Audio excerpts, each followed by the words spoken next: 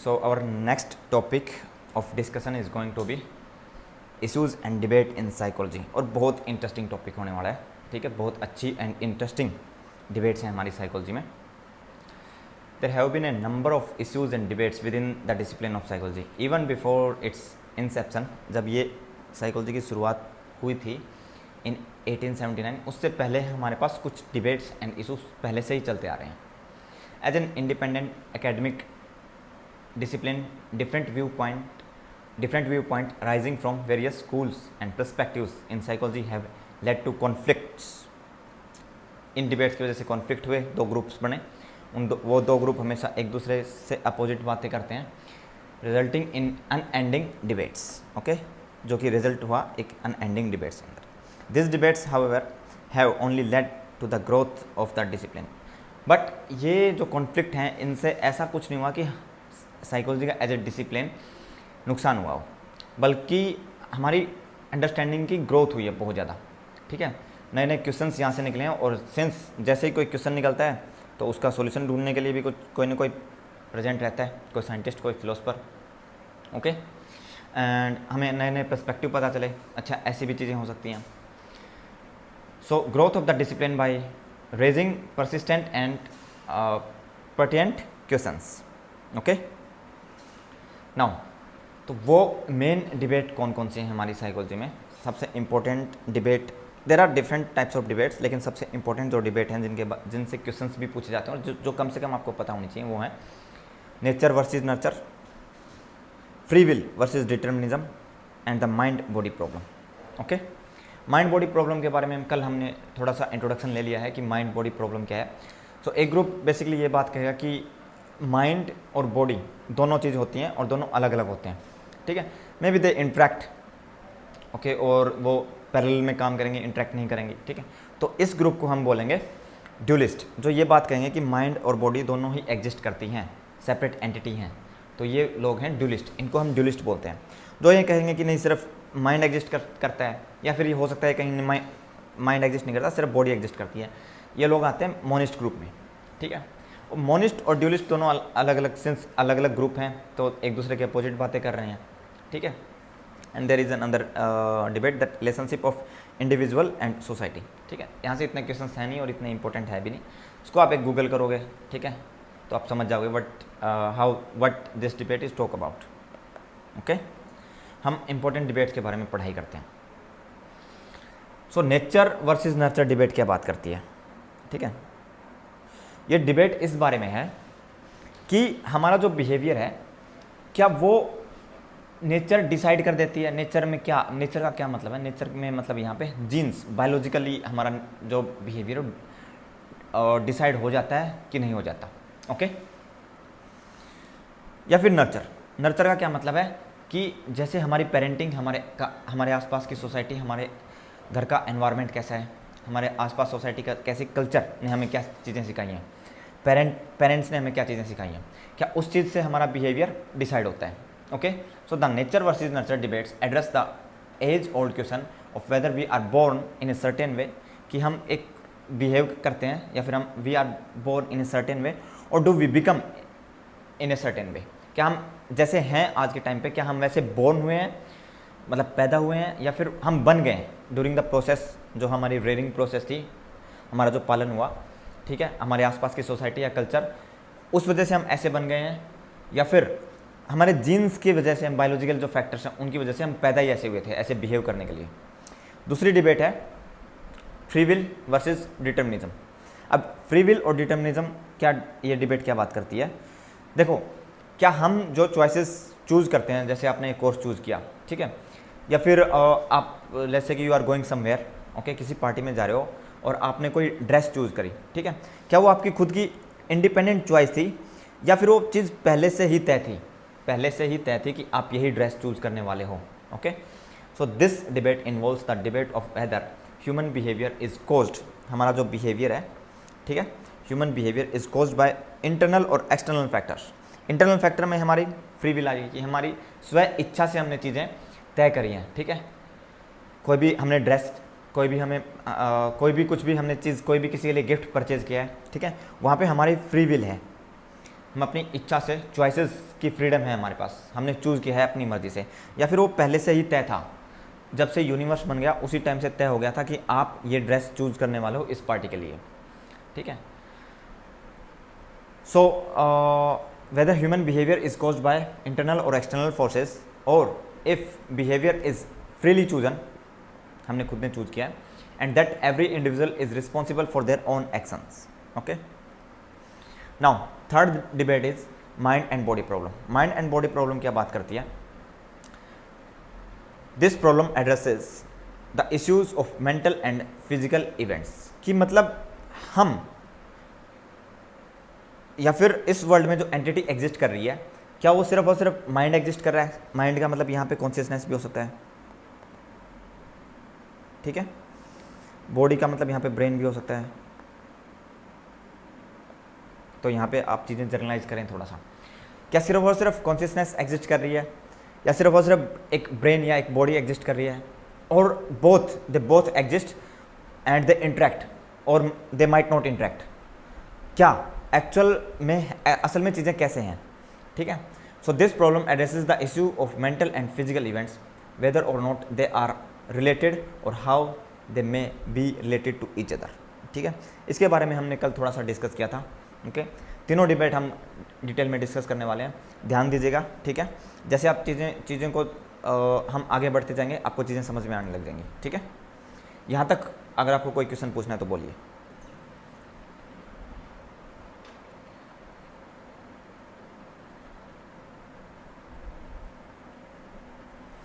So nature versus nurture. अब ये debate basically क्या है? देखो, हर डिबेट इसलिए डिबेट है क्योंकि वहाँ पे दो ग्रुप बने हुए हैं, ठीक है। एक तीसरा पर्सपेक्टिव भी आएगा, ठीक है। थर्ड पर्सपेक्टिव ये बात करेगा, इंटरेक्शनिज्म की बात करेगा, कि न कि सिर्फ नेचर न कि नर्चर, दोनों चीज़ें। लेकिन अभी हम डिबेट को समझने के लिए दो ग्रुप के पर्सपेक्टिव से बात करते हैं, ठीक है। नेचर का क्या मतलब है कि हमारे जीन्स, हमारी हेरिडिटी जो फैक्टर्स हैं, मतलब कि हमारे जो डीएनए है, उसकी वजह से हमारी फिजिकल अपीयरेंस, हमारी पर्सनैलिटी कैरेक्टर्स डिसाइड हो चुकी हैं सब कुछ। ओके ओके, ये है एक ग्रुप। दूसरा ग्रुप क्या बात करेगा?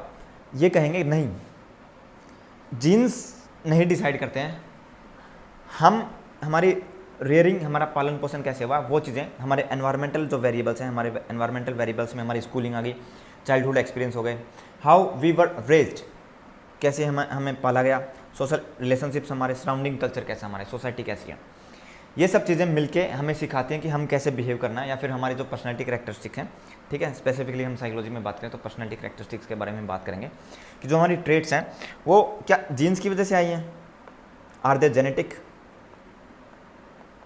और क्या वो चीज़ें हमने सीखी हैं एनवायरमेंटल इन्फ्लुएंस की वजह से।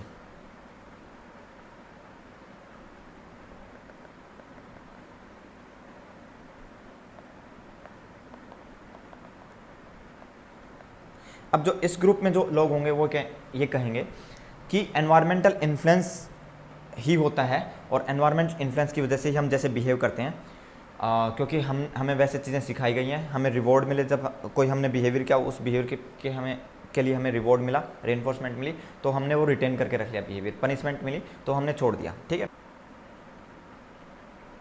सो जो बिहेवियर पर्सपेक्टिव है वो बात करेगा नर्चर की, ठीक है। अब नेचर में कौन लोग आएंगे? नेचर में वो लोग आएंगे जो स्पेसिफिकली, जैसे गेस्टल्ट साइकोलॉजी है, ठीक है। गेस्टल्ट साइकोलॉजी हमारी नर्चर के अंदर आती है। या फिर एक बहुत इंपॉर्टेंट की फिगर है नॉम चॉम्स्की, ठीक है। वो लैंग्वेज एक्विजिशन डिवाइस के बारे में बात करते हैं कि मतलब हमारी जो लैंग्वेज है, स्पेसिफिकली ये जो डिबेट लैंग्वेज के लिए रहेगी। अदर वेरिएबल्स और अदर फैक्टर्स भी हैं जहाँ पे डिबेट हम बार बार बात करते रहेंगे ड्यूरिंग द कोर्स, ठीक है। जैसे कि डेप्थ परसेप्शन हमारी, ओके, बट ज़्यादा रिलेट करेंगे लैंग्वेज एक्विजिशन में, ठीक है। कि मतलब हम जो लैंग्वेज सीखते हैं, क्या हम पहले से ही हमारे नेचर के अंदर, जीन्स के अंदर डिटरमाइंड है कि हम ये लैंग्वेज सीखेंगे, या फिर नर्चर की वजह से, या हमारे एनवायरमेंट की इन्फ्लुएंस की वजह से। सो बीएफ स्किनर यहाँ पे इंपॉर्टेंट है, एक की फिगर, ओके। नर्चर में हमारे नॉम चॉम्स्की,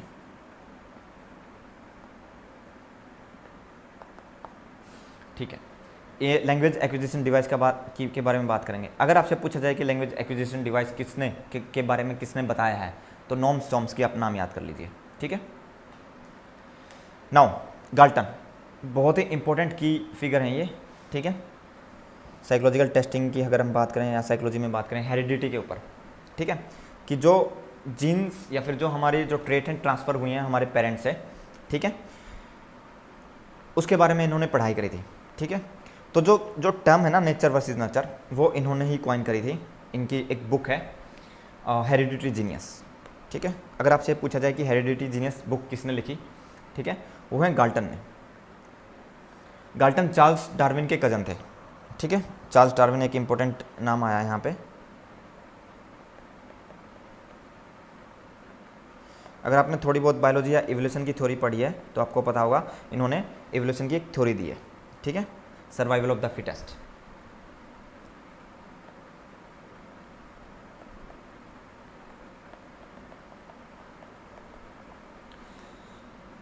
ये गाल्टन इनके कजन थे, ठीक है। Both individual, both Charles Darwin and Galton were very smart person और इन्होंने अपनी अपनी थ्योरी दी है, ठीक है। गाल्टन ने नेचर और नर्चर जो डिबेट है या फिर ये जो टर्म है इसको क्वाइन किया था, और ये इन्होंने सिंस हेरिडिटी के ऊपर जेनेटिकली बहुत ज़्यादा काम किया है, ठीक है। तो इनका जो पर्सपेक्टिव जाएगा या ये जो बायस्ड रहेंगे किस तरफ रहेंगे बता सकते हो आप? नेचर की तरफ, ठीक है, मतलब जीन्स, ठीक है। So he believed that our traits could be passed through genetics. हमारी जो ट्रेट्स हैं, हम जैसे बिहेव कर रहे हैं, वो हमें अपने पेरेंट्स से मिली हैं, और वो मतलब हेरिडिटरी जो एंड ट्रेट्स के बारे में इन्होंने बात करी है, ठीक है। यूजेनेसिस का इन्होंने कॉन्सेप्ट दिया था। यूजेनेसिस बेसिकली क्या है? ये explore the idea of improving human population through controlled breeding, ठीक है। तो इन्होंने बेसिकली ये कहा कि जिन लोगों का IQ ज़्यादा है, ठीक है, सिर्फ वो लोग ही ब्रीड करें, ठीक है, मतलब औलाद सिर्फ वही लोग पैदा करें, ठीक है। और जिनका IQ कम है, इन्होंने बस एक आइडिया प्रपोज किया था, ठीक है। यूजेनेसिस कॉन्सेप्ट इनके हेरिडिटी के ऊपर काम करने की वजह से आया था। इन्होंने यूजेनेसिस को सपोर्ट नहीं किया था कभी भी, बाद में आया था ये, ठीक है, यूजेनेसिस की। और ये काफ़ी ब्लैक हिस्ट्री है साइकोलॉजी में या फिर बायोलॉजी में, कि मतलब लोगों ने ऐसा आइडिया किया कि जिन लोगों का IQ हाई है सिर्फ उन्हीं को हम रिप्रोड्यूस करने देंगे, बाकी जिनका IQ इनको लगता था कि इनका IQ कमज़ोर है एक पर्टिकुलर पॉपुलेशन का, उनको इन्होंने रोक दिया था कि इनको रिप्रोड्यूस ही मत करने दो, ओके, ठीक है। तो इस फिनोमेना को यूजेनेसिस बोलते हैं। और ये यूजेनेसिस का जो फिनोमेना है, this is directly related to Galton, okay. आज का पर्सपेक्टिव क्या बात करता है कि देखो सेक्सुअल रिप्रोडक्शन में बेसिकली क्या होता है, सेक्सुअल रिप्रोडक्शन में चीज़ें चेंज होती हैं, चाहे बेशक दो लोगों का IQ कम हो, but since sexual reproduction is all about variations, changes आ जाते हैं, ठीक है। तो इट इज़ नॉट गारंटेड कि जिन लोगों का IQ कम होगा उनकी औलाद का भी IQ कम होगा, ठीक है।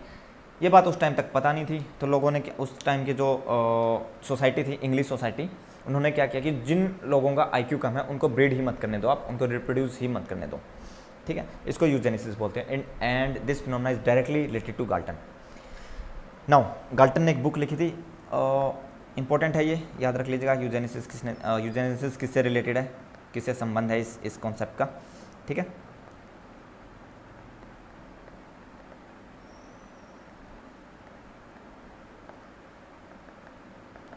इनके बुक का नाम है हेरिडिटरी जीनियस। आई थिंक 1869 मेरे को ईयर याद आ रहा है, एक बार कंफर्म कर लेंगे इसको, ठीक है, ओके। और गाल्टन के बारे में, मतलब गाल्टन इट्स रियली इंपॉर्टेंट की फिगर जो कि हम फ्यूचर में पढ़ने वाले हैं, ठीक है। नाउ नेचर ग्रुप में जो लोग होंगे वो लोग क्या आर्ग्यू करेंगे, मतलब उनका क्या आर्ग्यूमेंट रहेगा। This side of the argument emphasize that an individual trait, abilities and personality are primarily determined by their genetics, okay, कि जो हमारे जीन्स हैं वो हमारी पर्सनैलिटी को, हमारी ट्रेट्स को डिटरमाइन कर देंगी कि हम जो बिहेव कर रहे हैं ना वो हमारे जीन्स की वजह से बिहेव कर रहे हैं। एंड बायोलॉजिकल इनहेरिटेंस, कि मतलब जो हमें इनहेरिटेंस मिली हमारे मदर एंड फादर से, हमारे पेरेंट्स से, उस वजह से हम ऐसे हैं। प्रोपोनेंट्स, जो इस डिबेट के प्रोपोनेंट्स हैं, they will believe that characteristics are hardwired and present from birth such as temperament and intellectual potential. जो हमारा IQ है जो हमारा टेम्परामेंट है, ठीक है, ये सब एट बर्थ प्रेजेंट होंगे और जो हमारे जीन्स हैं वो डिसाइड कर देंगे कि हम कैसे बिहेव करने वाले हैं, हमारे करेक्टरिस्टिक्स कैसी होंगी, हमारी पर्सनैलिटी कैसी होगी, हमारी ट्रेट्स कैसी होंगी, ठीक है। तो ये है नेचर का पर्सपेक्टिव। नेचर का मतलब कुछ नहीं है, बायोलॉजिकल जो हमारे बायोलॉजिकली हम डिसाइड हो जाते हैं कि हमारी करेक्टरिस्टिक्स, हमारी ट्रेट्स कैसी होंगी, ठीक है। That is what nature debate is all about.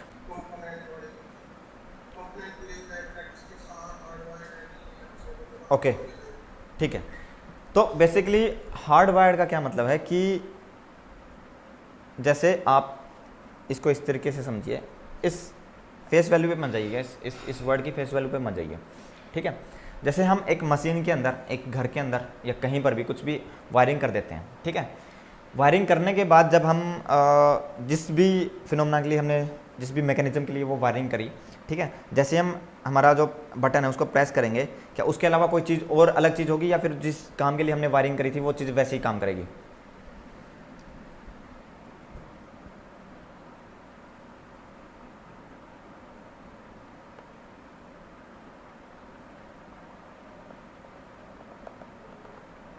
मान लीजिए कि दिस इज बल्ब तो चलेगा, एलईडी लाइट कह देते हैं,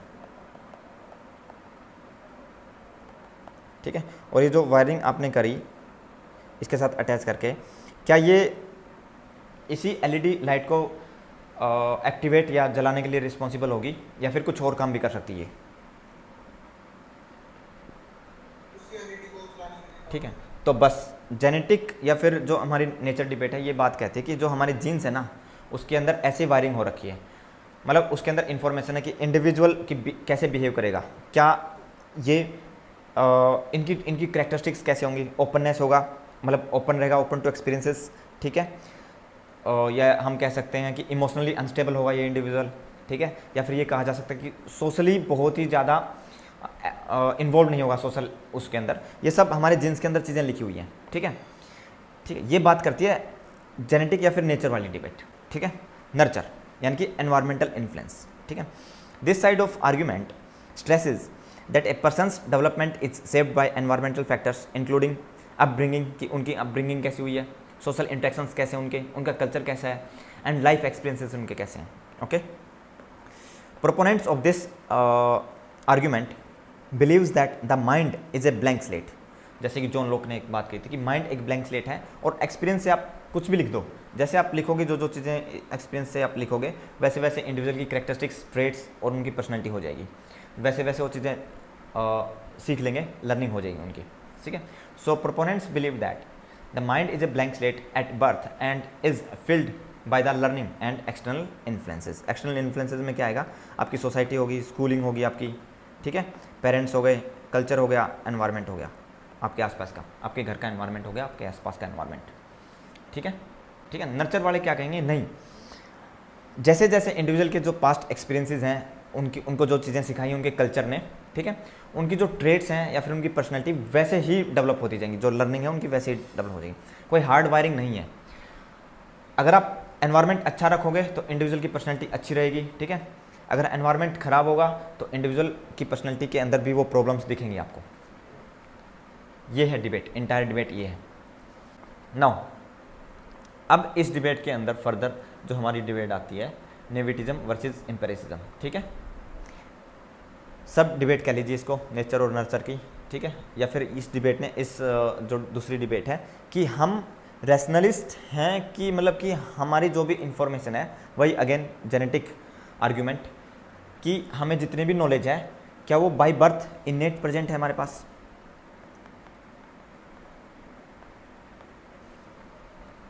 या फिर हम एक्सपीरियंस से चीज़ें सीखते हैं, ठीक है। तो जो नेविटिज्म होगा या नेविस्ट जो पर्सपेक्टिव होगा वो ये आर्ग्यू देंगे, ठीक है। जैसे कि मैथ की नॉलेज हमें कहाँ से आई, क्या हमने वहाँ पे कोई रीजनिंग तो ऑब्वियसली लगी है, क्या हमने वहाँ पे से कोई भी एक्सपेरिमेंट करके चीज़ें सीखी हैं या फिर रीजन किया हमने, जितनी भी सारी की सारी मैथ की नॉलेज है, ठीक है, सब रीजनिंग बेस्ड है, ठीक है। अब नेविस्ट पर्सपेक्टिव, रैशनलिस्ट क्या बात करेंगे, रैशनलिस्ट ये बात करेंगे कि जितनी भी हमारे पास नॉलेज है, okay, whatever we know is present at birth, innately present है हमारी सारी की सारी नॉलेज, हार्ड वायर्ड है फ्रॉम बर्थ, ठीक है। जो हमारे एक्सपीरियंस है ना वो बस उसको अनलॉक कर देते हैं, ठीक है। तो innate knowledge is the idea that some knowledge is already present in the mind at birth, okay. Innate knowledge का मतलब यही है कि बाय बर्थ हमारे पास सारी की सारी नॉलेज प्रेजेंट है, बस एक्सपीरियंस उस नॉलेज को अनलॉक कर देती है। On the other hand empiricist, जो ये हो गया हमारा नेविस्ट का ग्रुप, ठीक है। इसके अंदर रेने डेकार्ट्स आएंगे, ठीक है, याद रखिएगा ये। एम्पेरिसिस्ट कौन है? एम्पेरिसिस्ट वो ग्रुप है, या एम्पेरिसिज्म में वो लोग बिलीव करेंगे जो ये कहेंगे नहीं बाय बर्थ हमारे पास कोई नॉलेज नहीं होती, we just born as a blank slate. इस ब्लैंक स्लेट कॉन्सेप्ट को टबुला रासा बोला गया जॉन लॉक द्वारा।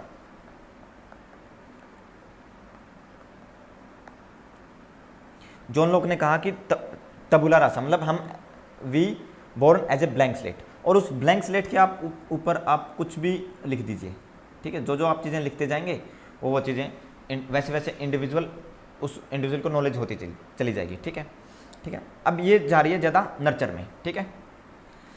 अब यहाँ पे नर्चर का कॉन्सेप्ट नहीं आएगा, यहाँ पे आएगा सेंसेस का कॉन्सेप्ट, कि हम जो एक्सपीरियंस करते हैं ना हमारी सेंसरी जो सिस्टम है उससे। एम्पेरिसिज्म का क्या मतलब है कि experiencing everything with the help of sensory system, okay. जो एनवायरनमेंट में जो चीज़ें हो रही हैं वो हम एक्सपीरियंस कर रहे हैं हमारे सेंसरी सिस्टम में, ठीक है, हमारी eyes, ear, tongue, nose and skin, इनके द्वारा, ठीक है। तो एम्पेरिसिस्ट क्या कहेंगे, we born as a blank slate और we experience thing via our sensory system, and उन एक्सपीरियंसेस की वजह से हमें नॉलेज होती है।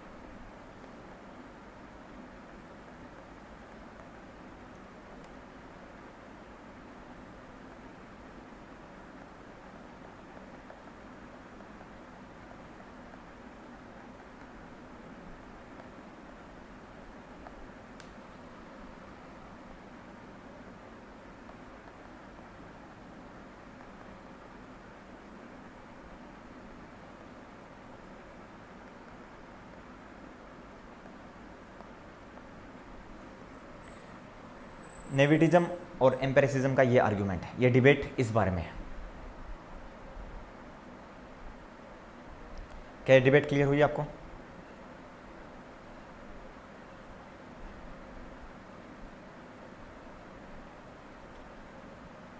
हेलो, ठीक है, धीरे धीरे चीज़ें और क्लियर हो जाएंगी। नाउ नेविटिज्म में जो सबसे इंपॉर्टेंट की फिगर हैं, ठीक है, वो है रेने डेकार्ट्स। रेने डेकार्ट्स बेसिकली आपसे पूछा जाएगा, ठीक है। रेने डेकार्ट्स के बारे में हम बार बार बात करते रहेंगे क्योंकि क्वेश्चंस आते हैं यहाँ से, ठीक है। सो नेविटिज्म बेसिकली क्या है, knowledge is innate, by birth हमारे पास नॉलेज प्रेजेंट होती है, this is the concept of nativism, that's it. और रैशनलिज्म,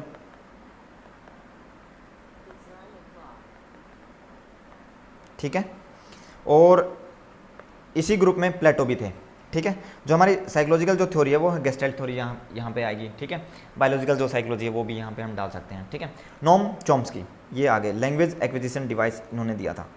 लैंग्वेज एक्विजिशन डिवाइस एक कॉन्सेप्ट है गिवन बाय नोम चॉम्स्की, ठीक है। इतना ही अभी याद रखिए क्योंकि ये पूछा जाता है कि लैंग्वेज एक्विजिशन डिवाइस किसने, ये कॉन्सेप्ट के बारे में किसने बताया था, ठीक है। जैसे B.F. स्किनर ने किस बारे में बताया था हमारे पास, ऑपरेंट कंडीशनिंग के बारे में बताया था ना, वैसे ही आपको ये बात याद रखनी है कि language acquisition device was given by Noam Chomsky, ठीक है। जो इसका क्रिटिसिज्म है नेविटिज्म का या रैशनलिस्ट जो फिलोसफी है, इसका क्रिटिसिज्म ये कहेगा कि एनवायरमेंटल का रोल आप क्यों अंडर एस्टिमेट कर रहे हो, ठीक है। क्या एनवायरमेंट हमें कुछ नहीं सिखाता? क्या एनवायरमेंट इन्फ्लुएंस नहीं करता हमारे बिहेवियर को, हमारी पर्सनैलिटी को, हमारी ट्रेट्स को, ठीक है। नाउ सिंस क्रिटिसिज्म है तो दूसरा पर्सपेक्टिव भी हमारे पास है, एम्पेरिसिज्म। एम्पेरिसिज्म में की फिगर है हमारे पास जॉन लॉक,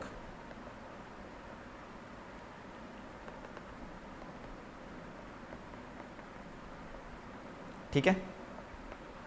टबुला रासा का इन्होंने कॉन्सेप्ट दिया था, एंड एरिस्टोटल भी इसी ग्रुप के अंदर आएंगे। की फिगर यहाँ पे कौन कौन होंगे साइकोलॉजी में, ठीक है। जो हमारा बिहेवियरिज्म है ना वो इंटायरली एम्पेरिसिज्म के बारे में बात करेगा कि environmental influence is most important, okay. Genetically चीज़ें नहीं डिटरमाइंड होती हैं, जो जो चीज़ें हम एनवायरनमेंट की हेल्प से जो जो हमें रिवॉर्ड या रेनफोर्समेंट या पनिशमेंट मिलती जाएंगी, वैसे वैसे हम अपने बिहेवियर को या तो एक्वायर करते जाएंगे या छोड़ते जाएंगे। ठीक है, तो JB वॉटसन हो गए यहाँ पे। Okay, BF Skinner radical behaviourism जो इन्होंने दिया था। क्रिटिज्म, क्रिटिक क्या कहेंगे इस बारे में कि इन्होंने जेनेटिक के जो रोल हैं उनको, क्या जेनेटिक फैक्टर का जो रोल है उसको अंडर एस्टिमेट किया है। ठीक है, तो these are the two groups and key figure है हमारे पास John Locke and Rene Descartes. ये 2 की फिगर हैं जो कि आपको याद रखनी है। रेने डेकार्ट्स नेविस्ट हैं एंड जॉन लोक हमारे एम्पिरिसिज्म को मानते हैं। एम्पिरिसिज्म का क्या मतलब है, देखो जैसे नेविटिज्म का मतलब ये है कि नॉलेज इनेट होती है, बाय बर्थ होती है, हमारे पास जितनी भी नॉलेज प्रेजेंट है बाय बर्थ है। ओके, ये कहेंगे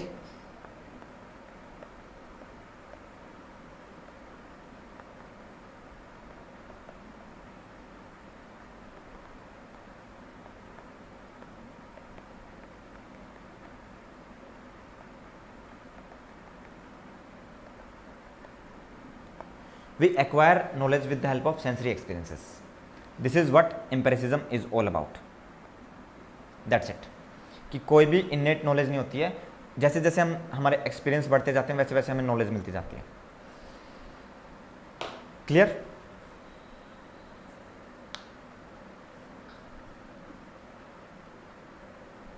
हेलो, आगे बढ़े। नाउ लैंग्वेज एक्विजिशन, जो दोनों डिबेट है हमारी, इनेटिज्म एंड इनेटिज्म मतलब नेविटिज्म या रैशनलिज्म एंड एम्पिरिसिज्म, और दूसरी जो हमारी डिबेट है कि हमारे पास फ्री विल है या नहीं, फ्री विल और डिटर्मिनिज्म नहीं, इससे पहले जो हमारी डिबेट थी नेचर वर्सेस नर्चर वाली जो डिबेट। ठीक है, सो ये जो दोनों डिबेट है हमारी, ये हम लैंग्वेज एक्विजिशन की हेल्प से इजीली समझ सकते हैं। ठीक है, सो BF स्किनर बिहेवियरिज्म के अंदर आएंगे। ठीक है, BF स्किनर क्या आर्ग्यू करेंगे कि everything we learn is due to environmental experience. Environment हमारे बिहेवियर को सेव कर देता है।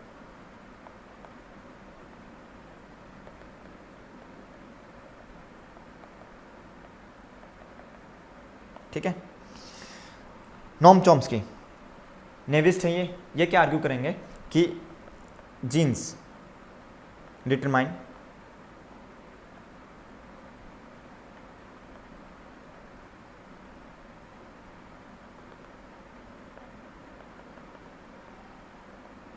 कि हमारे पास जो जेनेटिक मटेरियल है वो हमारे बिहेवियर को डिटरमाइन कर देता है। ठीक है, इन्होंने एक कॉन्सेप्ट दिया है लैंग्वेज एक्विजिशन डिवाइस का। ये एक इनेट बाय बर्थ जो हमारे पास मेंटल स्ट्रक्चर है हमारे ब्रेन के अंदर, कुछ ये कह लीजिए न्यूरॉन्स प्रेजेंट है, एक स्ट्रक्चर ऐसा प्रेजेंट है जो लैंग्वेज को एक्वायर करने में हेल्प करता है हमारी। अगर ये लैंग्वेज एक्विजिशन डिवाइस नहीं होता, अकॉर्डिंग टू नोम चॉम्स्की, अगर ये लैंग्वेज एक्विजिशन डिवाइस नहीं होता, जो कि दूसरे जो एनिमल्स हैं उनके अंदर नहीं पाया जाता, इसी लैंग्वेज एक्विजिशन डिवाइस की वजह से जो हमारी लैंग्वेज है वो इतनी कॉम्प्लिकेटेड एंड इतनी कॉम्प्लेक्स है कि हमारे पास एक फुल फ्लैश्ड लैंग्वेज है, वो इसी लैंग्वेज एक्विजिशन डिवाइस की वजह से है। और सिंस मंकीज़ या फिर दूसरे जो एनिमल्स हैं, काउज, डॉग्स, इनके पास लैंग्वेज एक्विजिशन डिवाइस नहीं है, कि मतलब हमारे ब्रेन के अंदर मान लीजिए कि वो एक स्ट्रक्चर प्रेजेंट नहीं है या फिर वो जीन्स प्रेजेंट नहीं है उन दूसरे एनिमल्स के पास, और हमारे पास वो जीन्स प्रेजेंट है, हमारे पास वो जीन्स प्रेजेंट है, तो we can have a complicated and complex language. Okay, universal grammar का भी इन्होंने कॉन्सेप्ट दिया है, innate understanding of grammatical rules. Since इस जीन की वजह से, इस लैंग्वेज एक्विजिशन डिवाइस की वजह से हमारे पास यूनिवर्सल ग्रामर का कॉन्सेप्ट है कि हमारे पास बाय बर्थ हमारे पास एबिलिटी होती है जो ग्रामेटिकल रूल्स हैं उनको समझने की। तभी एक बच्चा जैसे जैसे धीरे धीरे बड़ा होता है ग्रामेटिकल रूल्स को समझता जाता है और सेंटेंसेस बिल्ड करने लग जाता है। Okay, according to Noam Chomsky. BF Skinner क्या बात करेंगे, ऑपरेंट कंडीशनिंग। ऑपरेंट कंडीशनिंग में रेनफोर्समेंट मतलब कि रिवॉर्ड्स, ठीक है, एंड पनिशमेंट के बारे में बात करेंगे कि जैसे जैसे एनवायरनमेंट हमें कुछ चीज़ों के लिए रिवॉर्ड दे, कुछ बिहेवियर के लिए रेनफोर्स कर देता है, वो बिहेवियर रिटेन कर लेते हैं हम। ठीक है, और जो बिहेवियर लीड करते हैं पनिशमेंट को वो हम छोड़ देते हैं। ठीक है, लैंग्वेज भी कुछ ऐसे ही है, लैंग्वेज भी हम ऐसे ही सीखते हैं। ठीक है, अब एक तीसरा पर्सपेक्टिव भी आता है दोनों नेचर वर्सेस नर्चर के लिए, एंड जो हमारा नेविस्ट और एम्पिरिसिज्म व्यू पॉइंट है इनके लिए, वो है इंट्रैक्शनिज्म। इंट्रैक्शनिस्ट पर्सपेक्टिव क्या बात करता है कि दोनों नेचर मतलब कि हमें चाहिए जीन्स तो हमें चाहिए, ठीक है, जीन्स की की रिक्वायरमेंट है, प्लस एनवायरनमेंट भी काफ़ी चीज़ें इन्फ्लुएंस करता है, ठीक है। बोथ नेचर इननेट एबिलिटी जो हमारी बाई बर्थ एबिलिटी है, कुछ हमारे पास बाई बर्थ एबिलिटी है, कुछ एनवायरनमेंट इन्फ्लुएंस कर देता है चीज़ें, इंपॉर्टेंट है हमारे करंट बिहेवियर के लिए। ये है थर्ड पर्सपेक्टिव, ठीक है। और ज़्यादा सही यही पर्सपेक्टिव है आज की जो रिसर्च जो चीज़ें हमें बता रही हैं, ना तो एंटायरली नेचर हमारे बिहेवियर को डिटरमाइन करता है, ना ही नर्चर, ठीक है। दोनों मिलके एक इंटरेक्शनिस्ट जो पर्सपेक्टिव ये बात करेगा कि दोनों मिलके हमारी एबिलिटी, हमारी ट्रेट्स को डिटरमाइन करेंगे। Okay, so yes there are genes, मतलब ऐसे जीन्स मिले हैं जो लैंग्वेज के लिए इंपॉर्टेंट है, जो दूसरे एनिमल्स के अंदर नहीं पाए गए। मतलब नोम चॉम्स्की की बात सही है, नोम चॉम्स्की की बात भी सही है। और यस जो बिहेवियर जो हमें रिवॉर्ड एंड पनिशमेंट मिलती है उससे भी हमारी लर्निंग होती है, और उस वजह से भी हम कुछ लैंग्वेज सीखते हैं, लैंग्वेज के कुछ वर्ड्स या फिर कुछ सेंटेंसेस, और कुछ छोड़ देते हैं, ठीक है। So language acquisition involves combination of genetic and environmental factor. Both the factors, environmental and genetic factor, are required to for our traits and learning. Okay guys, आगे चलें।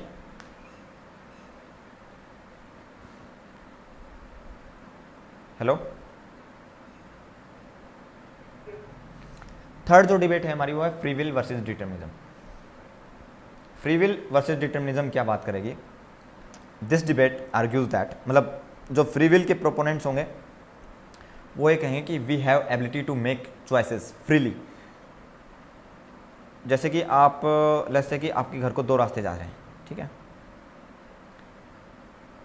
दिस इज, ये आपका घर है, ठीक है।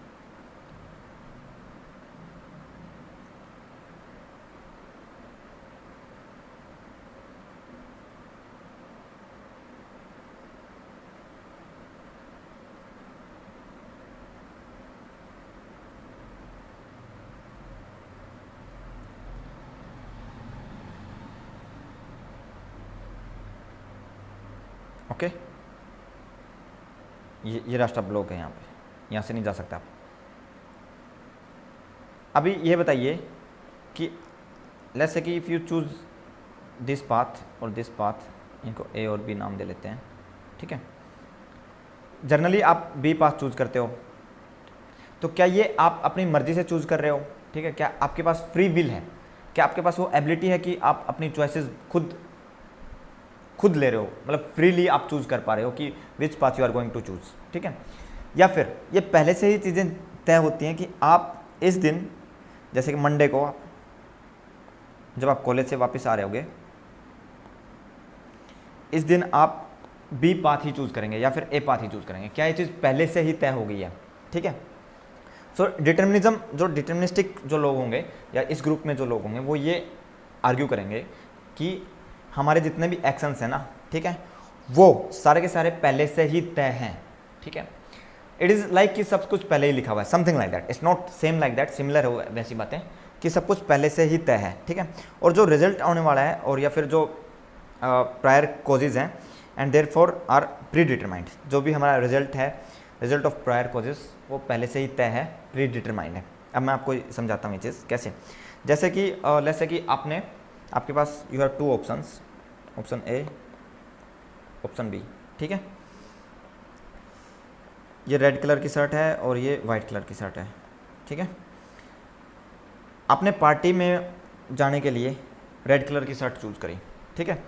क्या ये जो शर्ट है क्या ये चॉइस आपकी है, फ्री चॉइस थी, ठीक है? या फिर आपको एक दिन पहले या एक हफ्ते पहले किसी ने ये कहा था कि रेड कलर आपके ऊपर शूट करता है, ठीक है, ओके। और उससे पहले आपने कोई रेड कलर की टी शर्ट पहनी थी,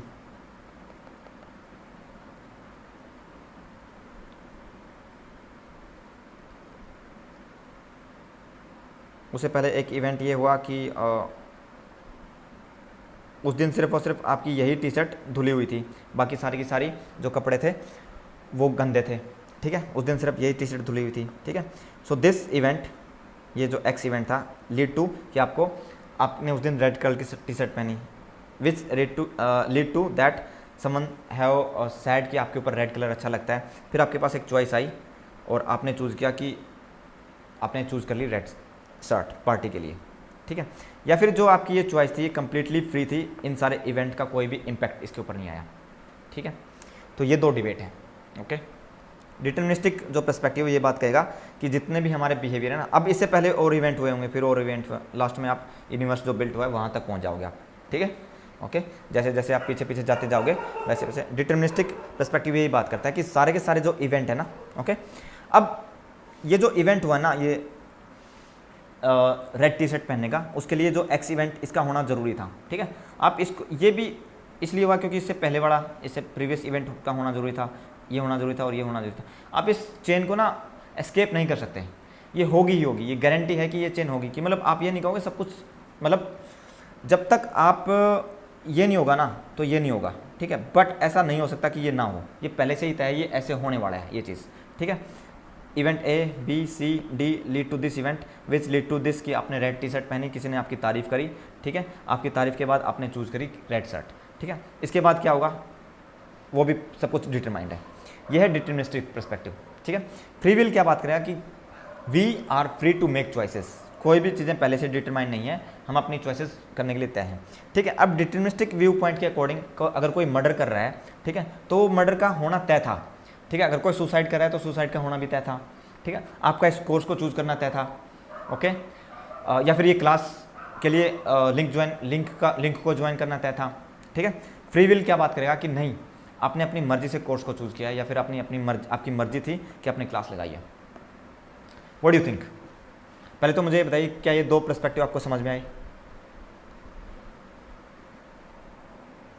कि अगर किसी ने मर्डर किया है तो उनके पास चॉइसेस थी, वो उस दिन वो ये डिसाइड कर सकते थे कि नहीं, किसी इंसान को मारना गलत है या कोई भी क्राइम करना गलत है, and I will not commit this crime, okay. Deterministic perspective ये बात कहेगा कि वो सब चीज़ें तय हैं पहले ही। एक इवेंट हुआ, that event led to second event which led to third event, then fourth event, और ये सब पहले से ही तय है, ये इवेंट होगा, फिर ये होगा, फिर ये होगा। हम इस चेन रिएक्शन को एस्केप नहीं कर सकते।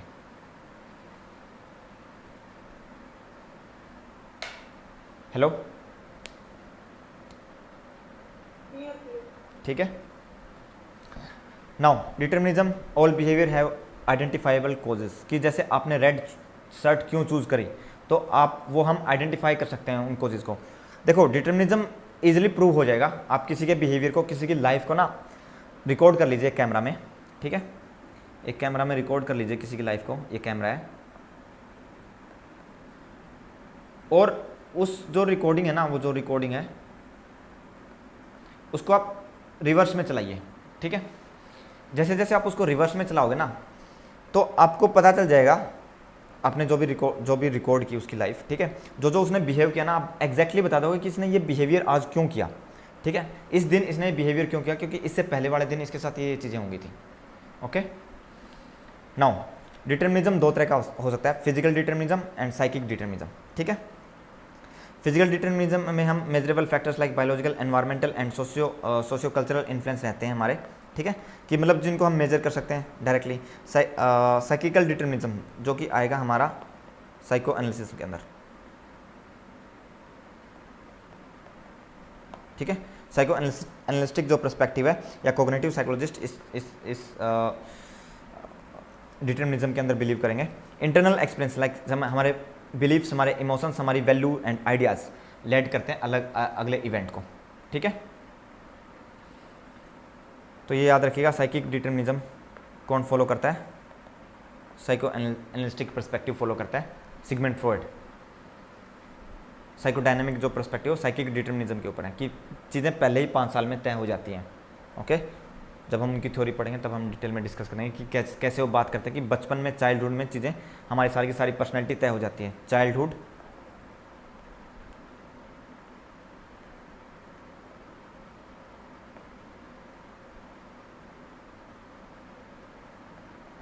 डिटरमाइन आवर पर्सनैलिटी, ठीक है। चाइल्डहुड में हमारी पर्सनैलिटी को डिटरमाइन कर देता है, ये है साइकिक डिटर्मिनिज्म। और जो साइकिक का क्या मतलब है? हमारे बिलीव्स, हमारी इमोशंस, हमारी वैल्यूज़ एंड हमारे ideas.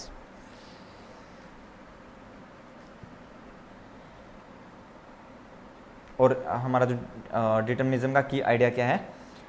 Behaviour is caused by prior events, पहले वाले जो इवेंट थे उनकी वजह से बिहेवियर होता है। विलियम जेम्स ने सॉफ्ट डिटर्मिनिज्म के बारे में बात करी है, ठीक है। हार्ड डिटर्मिनिज्म बेसिकली क्या है कि सारे के सारे जो हमारे बिहेवियर ऑटोमेटिक हैं एंड मैकेनिस्टिक है। मैकेनिस्टिक अप्रोच कैसे हैं, मशीन की तरह। जैसे कि हम एक रोबोटिक, जैसे जैसे रोबोट के अंदर जो जो हम कोडिंग की हेल्प से जो जो हम डिसाइड कर देते हैं कि ऐसे बिहेव करना है, वैसे बिहेव होगा, ठीक है। हार्ड डिटर्मिनिज्म कुछ ऐसा ही है, एक मशीन की तरह काम करता है, ठीक है। कि जैसे गियर काम करते हैं ना, कि ये एक गियर चलेगा तब दूसरा गियर चलेगा, then third one, then fourth one, then fifth one, something like that, okay. Mechanistic approach है ये कम्प्लीटली, कि हमारा कोई कंट्रोल नहीं हमारे बिहेवियर के ऊपर। पहले से ही पहले जो गियर चल रहे हैं उनकी वजह से नेक्स्ट इवेंट जो हो रहा है उन पिछले प्रायर इवेंट या प्रीवियस गियर की वजह से हो रहा है। सॉफ्ट डिटर्मिनिज्म विलियम जेम्स ने ये दिया था, ठीक है। जिन्होंने फंक्शनलिज्म दिया था ये वही विलियम जेम्स है, ओके। ये क्या बात करेंगे, यस, कि हमारे बहुत सारे बिहेवियर डिटरमाइंड हैं, ये तो है, डिटर्मिनिज्म तो है, बट कुछ सर्टेन लेवल पे, कुछ लेवल पे हमारे पास फ्री विल भी है, ओके। मतलब डिटर्मिनिज्म प्लस फ्री विल, कुछ लेवल पे हमारे पास फ्री विल भी है and most of our behaviour are deterministic. Certain level पे हम ये भी कह सकते हैं कि थोड़ी बहुत फ्री विल भी है, ये हमारा सॉफ्ट डिटर्मिनिज्म के अंदर आएगा, ओके। जैसे कि कोग्निटिव प्रोसेसेस कुछ चीज़ें मतलब कि चीज़ें तय कर देती हैं, ओके। ऐसा नहीं है कि मतलब एंटायरली डिटरमाइन है हमारा बिहेवियर, थोड़ा बहुत हम सोच समझ के चीज़ें को चूज़ करते हैं, we are free to choose, लेकिन बहुत ज़्यादा नहीं, ठीक है। तो दोनों ही चीज़ें अगर हैं तो ये सॉफ्ट डिटर्मिनिज्म के अंदर आएगा, given by William James. So deterministic perspective जो हमारे साइकोलॉजी के अंदर हैं, ठीक है, वो है स्ट्रक्चरलिज्म, फंक्शनलिज्म, साइकोएनालिसिस, ये सबसे इंपॉर्टेंट है, यहाँ से क्वेश्चन पूछा जाता है। साइकिक डिटर्मिनिज्म के बारे में बात करेगा ये, गेस्टाल्ट साइकोलॉजी, बिहेवियरिज्म बहुत ज़्यादा डिटर्मिनिस्टिक है, ठीक है। Associationism, cognitive psychology, social psychology, cultural psychology and neuropsychology and evolutionary psychology, ठीक है। फिर हमारे पास फ्री विल। फ्री विल क्या बात करेगा, फ्री विल ये कहेगा कि humans can make their autonomous choices, मतलब कि हम अपनी चॉइसेस मेक करने के लिए फ्री हैं और we have ability to make choices. अगर आप रेड और वाइट शर्ट में रेड शर्ट चूज करते हो तो वो कंप्लीटली इंटायरली इंडिपेंडेंट थी आपकी प्रीवियस जो इवेंट हुए उनसे, आपने खुद ने चूज़ किया, ठीक है। अगर आप किसी की भलाई करना चूज़ करते हो या किसी का मर्डर करना चूज़ करते हो तो वो आपकी चॉइस है, ठीक है। अगर आपने किसी का मर्डर किया है तो इट इज़ वेरी रैशनल कि आपको सज़ा मिले, ठीक है, क्योंकि वो आपकी चॉइस थी according to free will. Deterministic perspective में अगर हम माने तो अगर किसी ने मर्डर किया था तो वो कहेगा भाई मैं तो पहले से, ये तो सब चीज़ें तो पहले से ही तय हैं, मेरा मर्डर होना तय है, ठीक है। तो जज कहेगा ठीक है फिर आपका जेल में जाना भी तय है, okay. So we can argue that, okay. Key idea यहाँ पे क्या है, individual are in control, okay. Deterministic perspective में we are not in control, okay. हमारे एक्शंस हमारे कंट्रोल में नहीं है, वो पहले से ही तय हैं चीज़ें, okay. Now please note that debate between free will and determinism is ongoing and complex. It involves philosophical, psychological and scientific perspective, okay। तो ये हमारी 3 इंपॉर्टेंट डिबेट थी एंड सो फ्री विल को जो सपोर्ट कर रहे हैं perspective obviously humanistic psychology and existential psychology, ठीक है।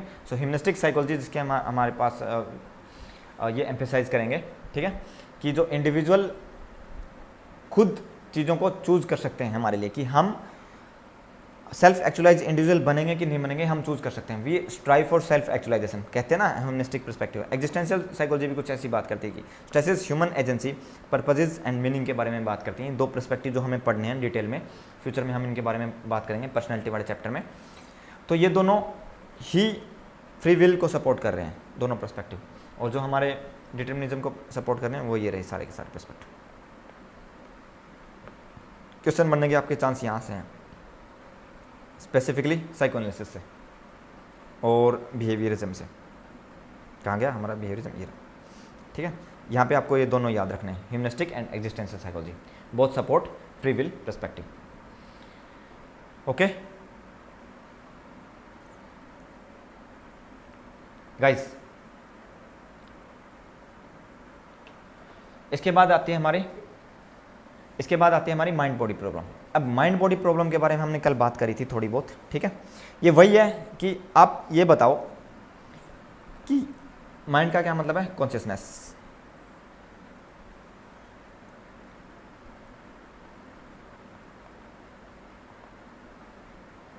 बॉडी का क्या मतलब है? ब्रेन। ब्रेन क्या है? हमारा फिजिकल स्ट्रक्चर है ना, जैसे हमारी बॉडी फिजिकल टेंजेबल है जिसको हम टच कर सकते हैं। माइंड या कॉन्शियसनेस क्या है जिसको टच नहीं किया जा सकता, एक सॉफ्टवेयर की तरह है जो हमारे ब्रेन को फंक्शनिंग में हेल्प करता है, ठीक है। सो जो हमारी मेंटल एंड फिजिकल इवेंट्स हैं उसके रिलेशनशिप में है ये हमारी प्रॉब्लम, उसके रिलेशनशिप के बारे में बात करती है, ठीक है। ये बात करती है कि ये जो एंटिटीज़ हैं माइंड एंड बॉडी, ठीक है, देखो ये तो हमें पता है माइंड एग्जिस्ट करता है, ठीक है, ये भी हमें पता है बॉडी भी एग्जिस्ट कर रही है, ओके। अब कुछ लोग कहेंगे कि नहीं, बॉडी एग्जिस्ट नहीं कर रही है, सिर्फ और सिर्फ माइंड है, और हम अपने दिमाग में कुछ भी सोच लो, जैसे कि आप अपने कॉन्शियसनेस में सोच लीजिए किसी भी एक कार के बारे में, ठीक है, एक गाड़ी के बारे में सोच लीजिए, जैसे आपने गाड़ी के बारे में सोचा, ठीक है, तो अब ऐसा भी तो हो सकता है जितना भी वर्ल्ड है ये यूनिवर्स की कॉन्शियसनेस में सब कुछ एक आइडिया हो बस। जब आप सपने देखते हो when you are in a dream, तब चीज़ें आपको रियल लगती है ना उस टाइम पे। तो ये जो माइंड का पर्सपेक्टिव है कि सिर्फ माइंड एग्जिस्ट करता है, ये कुछ ऐसी बात कर रहे हैं, ठीक है। अब बॉडी या फिर जो ब्रेन है, सिर्फ ब्रेन एग्जिस्ट करता है, और ब्रेन के एग्जिस्ट की वजह से ही, इसके इंट्रैक्शन की वजह से ही माइंड बनता है, ठीक है, दैट्स इट। ये बात करता है कि मैटर एग्जिस्ट करता है, ठीक है। सो सेपरेट एंटिटीज़ या इंटरकनेक्टेड हैं कि नहीं, ये बात करेगी ये प्रॉब्लम, ये debate. How do they interact, अगर ये इंटरेक्ट करती हैं तो ये इंटरेक्ट कैसे करती हैं एक दूसरे के साथ, ठीक है। So this philosophical question has been debate for centuries and continuous to be a central issue in psychology and philosophy. ये बहुत ही सेंट्रल इशू है कि माइंड और बॉडी प्रॉब्लम में क्या सिर्फ माइंड एग्जिस्ट करता है, कि सिर्फ बॉडी एग्जिस्ट करती है, या फिर दोनों एग्जिस्ट कर रहे हैं, और अगर ये एग्जिस्ट करते हैं तो क्या इंटरेक्ट करते हैं एक दूसरे के साथ, इंटरेक्ट करते हैं तो कैसे करते हैं, क्या इंटरेक्ट नहीं करते हैं, ठीक है। ये देखो, ये रहे हमारे दोनों पर्सपेक्टिव। अब माइंड बॉडी प्रॉब्लम के अंदर दो ग्रुप बनेंगे, मोनिस्ट।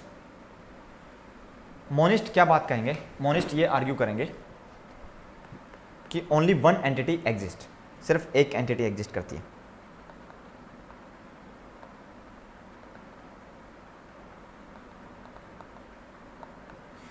ठीक है, या तो माइंड, ओके, या फिर बॉडी, ठीक है, या तो कॉन्शियसनेस या फिर ब्रेन। अब जो ये कहेंगे ना कि सिर्फ और सिर्फ बॉडी एग्जिस्ट करती है या सिर्फ ब्रेन एग्जिस्ट करता है, इनको इस फिनोमेना को मेटेरियलिज्म भी बोला जाता है, मेटेरियलिस्ट्स, ये मेटेरियलिस्ट होते हैं, ठीक है। और जो ये कहेंगे सिर्फ और सिर्फ आइडिया एग्जिस्ट करता है, सिर्फ कॉन्शियसनेस एग्जिस्ट करती है, कोई भी मैटर एग्जिस्ट कर ही नहीं रहा। मेटेरियलिस्ट आर्ग्यू करेंगे कि मैटर एग्जिस्ट करता है, सिर्फ मैटर एग्जिस्ट करता है, सिर्फ ओनली मैटर में जितनी भी सारी चीज़ें जिनको आप टच कर सकते हो ये सारी मैटर के अंदर आएंगे, ठीक है। इवन दिस पेन, आपका फ़ोन, आपका लैपटॉप, हमारा ब्रेन, हमारी बॉडी, ठीक है। आइडियलिज्म में क्या बात करेंगे कि only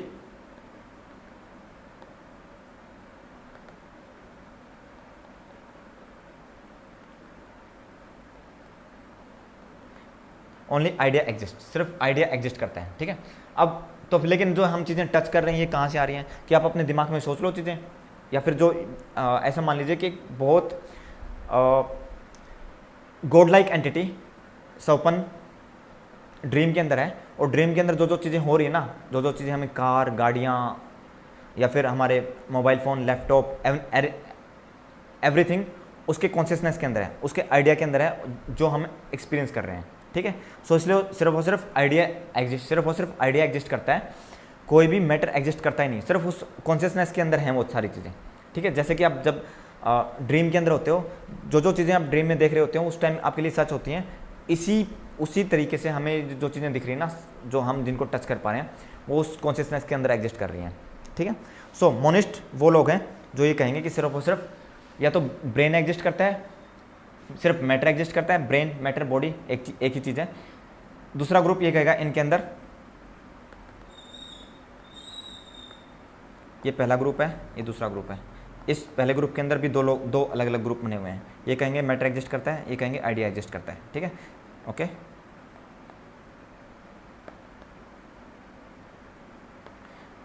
now second group dualist. Dualist क्या कहेंगे? ड्यूलिस्ट ग्रुप के लोग ये आर्ग्यू करेंगे कि बोथ माइंड एंड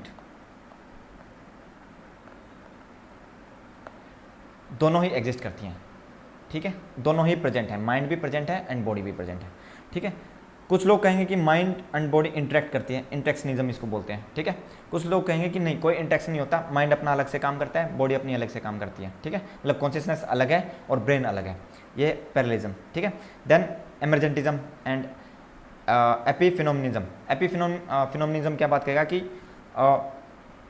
ब्रेन की एक्टिविटी से माइंड एग्जिस्ट करेगा, ओके, एंड ब्रेन की जो भी एक्टिविटी होंगी उससे माइंड एमर्ज हो जाएगा, फिर इनके बीच में कोई इंटरेक्शन नहीं होगा, ठीक है, दोनों अलग अलग रहेंगे। एमरजेंटिज्म क्या बात करेगा कि ब्रेन की वर्किंग की वजह से माइंड एग्जिस्ट करेगा और दोनों इंटरेक्ट करेंगे। डबल एस्पेक्टिज्म, एक ही सिक्के के दो पहलू हैं, ब्रेन एंड जो बॉडी एक ही सिक्के के दो पहलू हैं, ये डबल एस्पेक्टिज्म, ठीक है। सबसे इंपॉर्टेंट इनमें जो हमें याद रखना है वो इंटेक्शनिज्म। इंटेक्शनिस्ट जो पर्सपेक्टिव वो दिया था रेने डेकार्ड्स ने, ठीक है, कि माइंड एंड बॉडी, यानी कि रेने डेकार्ड्स ड्यूलिस्ट ग्रुप के अंदर आएंगे, ठीक है, ड्यूलिज्म के अंदर मानेंगे, ये कहेंगे कि माइंड एंड बॉडी दोनों एग्जिस्ट करते हैं और दोनों इंटरेक्ट करते हैं एक दूसरे के साथ, ठीक है। नाउ माइंड बेसिकली क्या है? The mind is A subjective internal experience that includes thoughts, जिसके अंदर थॉट्स हैं, इमोशंस हैं, कॉन्शियसनेस है एंड अदर मेंटल प्रोसेसेस, मतलब कि हमारा idea. The body is the physical and material aspect of a person consisting of the brain, जिसके अंदर हमारा ब्रेन है, नर्वस सिस्टम आएगा, हमारा ऑर्गन्स आएंगे and all other physiological structure. It is a biological entity that interact with external world, is subject to laws of physics and chemistry, ठीक है, मतलब बॉडी में क्या हमारा मैटर, ठीक है, ये हमारा आइडिया, ये मैटर, जो सिर्फ और सिर्फ ये बिलीव करेंगे कि सिर्फ मैटर एग्जिस्ट करता है, यानी कि वो मोनिस्ट है। और मोनिस्ट भी कैसे मोनिस्ट है? मेटलिस्टिक मोनिस्ट है। जो सिर्फ और सिर्फ ये बात करेंगे कि सिर्फ आइडिया एग्जिस्ट करता है, यानी कि वो भी मोनिस्ट है। और कैसे मोनिस्ट है? आइडियलिस्टिक,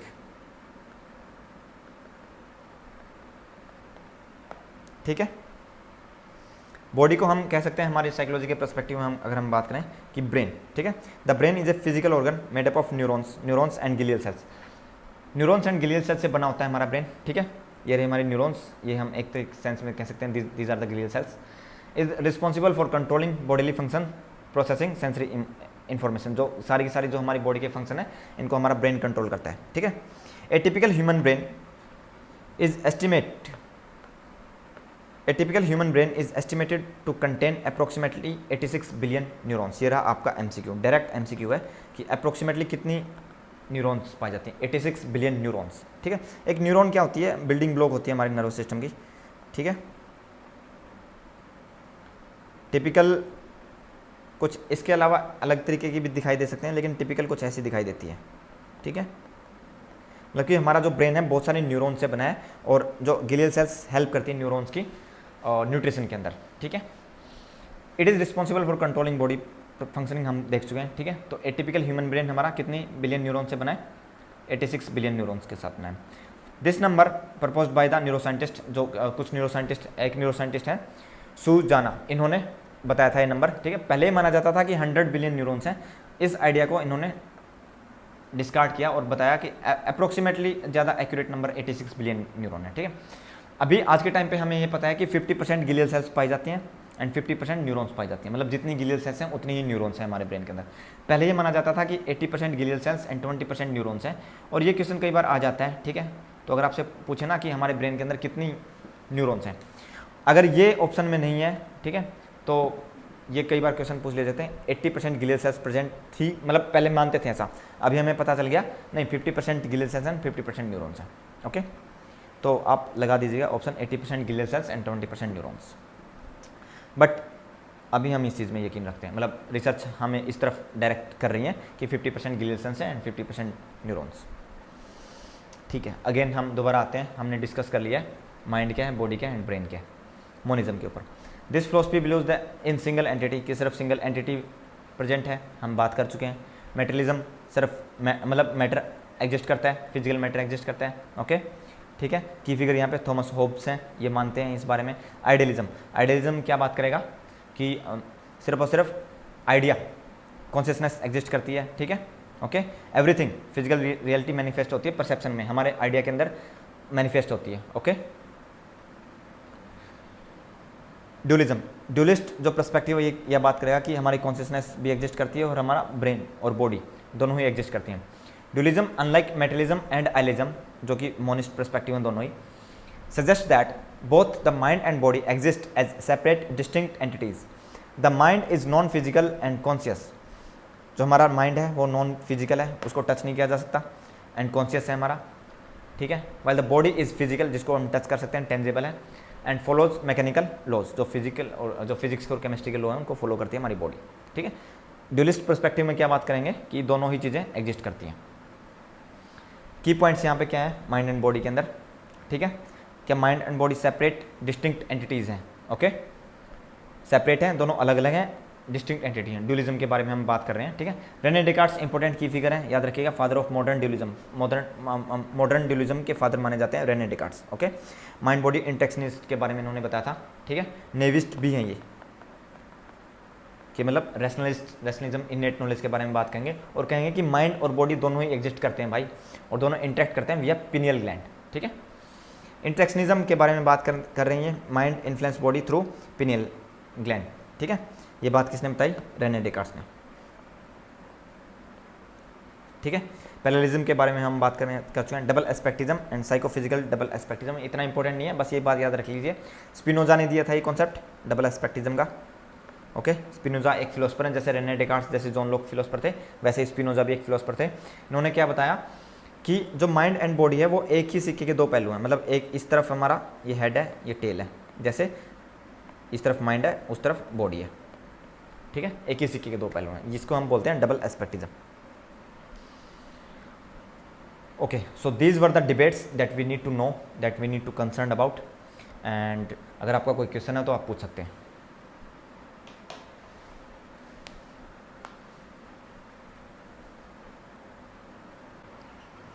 क्वेश्चन आंसर करते हैं।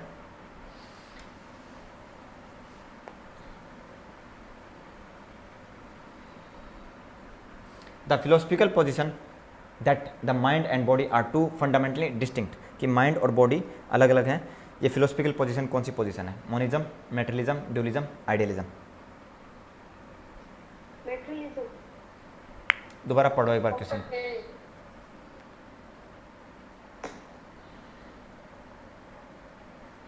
The philosophical position that mind and body are two fundamentally भाई two fundamentally distinct substance. Yes, question को समझो क्या कहने की कोशिश कर रहा है क्वेश्चन। दो अलग अलग डिस्टिंक्ट सब्सटेंस हैं, अलग अलग हैं, मोनिज्म माइंड एंड बॉडी दो अलग अलग हैं, ये ड्यूलिस्ट मानेंगे, ठीक है। दोनों एक ही एंटिटी हैं, माइंड एंड बॉडी एक ही एंटिटी है, और इनमें से ये कहेंगे तो ये हो गया मोनिज्म, और अगर ये कहेंगे सिर्फ और सिर्फ माइंड एग्जिस्ट कर रहा है, ठीक है, आइडियलिज्म, सिर्फ और सिर्फ बॉडी एग्जिस्ट कर रही है, materialism. The belief that reality is composed solely of physical matter and that mental processes are a by product of the brain, ठीक है। कि ये बात कौन कहेगा कि रियलिटी सिर्फ और सिर्फ फिजिकल मैटर की वजह से होती है, ठीक है, और जो मेंटल प्रोसेस हैं वो बाई प्रोडक्ट हैं ब्रेन का। ड्यूलिज्म, आइडियलिज्म, मेटेरियलिज्म और प्री एस्टैब्लिश्ड हार्मनी, बताइए।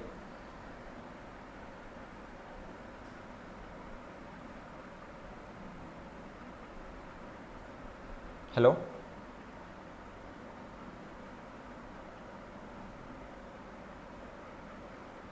मेटेरियलिज्म बात करेगा ना कि फिजिकल मैटर एग्जिस्ट करता है, सिर्फ और सिर्फ solely only physical matter exist करता है और मेंटल प्रोसेसेस उसके बाई प्रोडक्ट हैं, ये मेटेरियलिज्म बात करेगा। The debate that questions whether human trait and behaviour are determined by the debate that questions whether human traits, human की trait and behaviour are determined by individuals genes और their environment and upbringing is, ये कौन सी debate है बात करेगी कि jeans and environment के बारे में,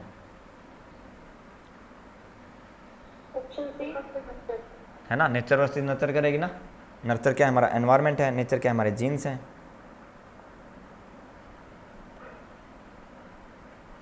the idea that a single underlying substance is responsible for both the physical and mental aspect of reality. The idea that a single underlying substance, this is the key word.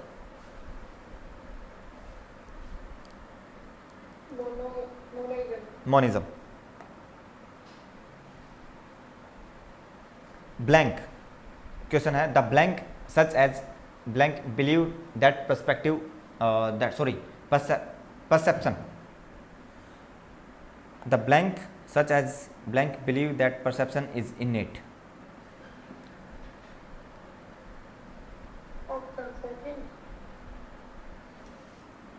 Option second क्या बात करता है, क्या हम बात देखें इसमें, nativist such as Rene Descartes believe that perception is innate. Yes, सही लग रहा है. एम्पेरिसिस्ट तो इनेट नॉलेज के बारे में कौन बात करेंगे, एम्पेरिसिस्ट तो करेंगे ही नहीं. ठीक है, एम्पेरिसिज्म वाले तो हटा दो, नेविस्ट बात करेंगे. और सबसे बड़े नेविस्ट कौन थे हमारे, रैशनलिस्ट के बारे में रेने डेकार्ट्स नहीं बात करी है. ठीक है, बाकले नहीं थे हमारे.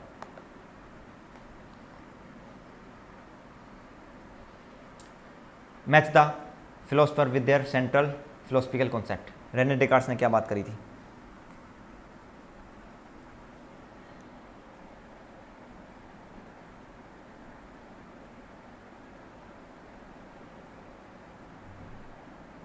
ए को किसके साथ मैच करूं मैं,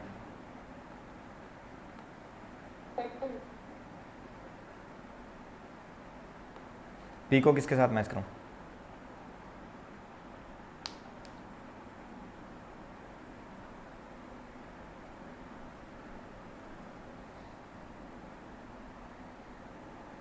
बी को किसके साथ मैच करूं दोस्तों. एरिस्टोटल कहाँ पे जाएंगे, आंसर कीजिए, कोई बात नहीं, गलत हो गया इस शौक से. थर्ड के साथ. The unexamined life is not worth living, ये सोक्रेट ने कही थी ये बात, मैं बता देता हूँ. अब आंसर कीजिए, एरिस्टोटल किसके साथ आएगा. यस, एम्पेरिसिज्म जॉन लॉक और एरिस्टोटल एक ही उसमें आएंगे ना, है ना, दोनों एम्पेरिसिज्म के बारे में बात करेंगे. तो अब यहाँ पे जॉन लॉक भी आ सकता है. ठीक है, लेकिन तबुला रासा का कॉन्सेप्ट किसने दिया था, जॉन लॉक ने. ठीक है, जॉन लॉक ने दिया था. तो ये चला जाएगा यहाँ पे और एरिस्टोटल वाला चला जाएगा एम्पेरिसिज्म में.